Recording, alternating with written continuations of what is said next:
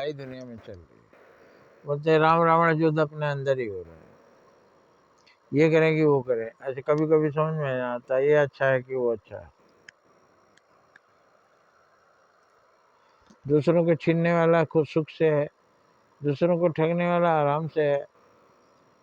जो ईमानदार वकील है उसको कम मिल रहा है, जो बेईमान वकील है लूट रहा है। बेईमानों को बोलबाला है, ये दुनिया में बेईमान ही सुखी है। एक कविता भी थी कि था वो सतयुग जब आग में होलिका जली थी, आज जल रही चिता भक्त प्रहलाद ही की। आज प्रहलाद ही जल मर रहा है। पुराना जमाना था, प्रहलाद बच गया था। आज तो बेगुनाह ही मारे जा रहे हैं, गुनाहगार तो ठहाका मार रहा है। लेकिन जो सत्य है, गुनाहगार ठहाका मार रहा है जब तक उसकी सांसें चल रही हैं। उसकी सांसें बंद हो जाएंगी तो कौन ठहाका मारेगा।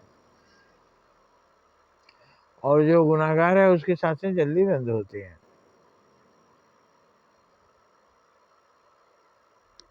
इसलिए धर्म अधर्म का युद्ध चल रहा है सारी दुनिया में।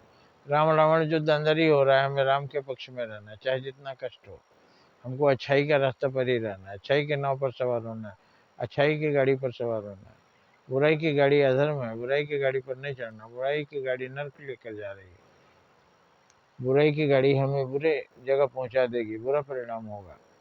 यही है धर्म और अधर्म, अच्छाई और बुराई, देवत्व और राक्षसत्व। तो अपने जीवन में दोनों ही गद्दी खाली नहीं रहेगा। अगर आपने राम को नहीं बिठाया तो आके रावण बैठ जाएगा। अगर अपने आपको आपने अच्छाई के रास्ते पर नहीं लगाया तो बुराई आके बैठ जाएगी, खाली तो नहीं रहेगी। जिसके अंदर से प्राण निकल जाता है वो मुर्दे को भी अकेला नहीं छोड़ते हैं लोग, बोलते उसमें प्रेतात्मा घुस जाएगी।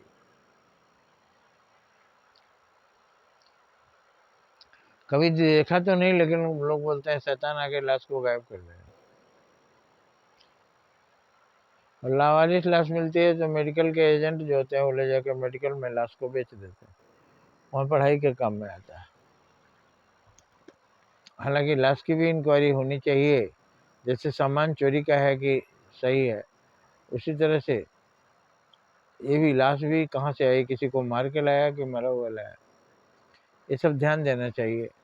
तो धर्म और अधर्म, अच्छाई और बुराई का युद्ध है। हमेशा हमें अच्छाई के मार्ग पर ही चलना चाहिए, बुराई के मार्ग पर नहीं चलना चाहिए। बुराई अधर्म है, अधर्म हमें नरक ले जाएगा, हमें बदनामी होगी, हमारा नाम खराब होगा। और अच्छाई हमें धर्म की ओर ले जाएगी, स्वर्ग की ओर ले जाएगी। जय हिंद, जय भारत।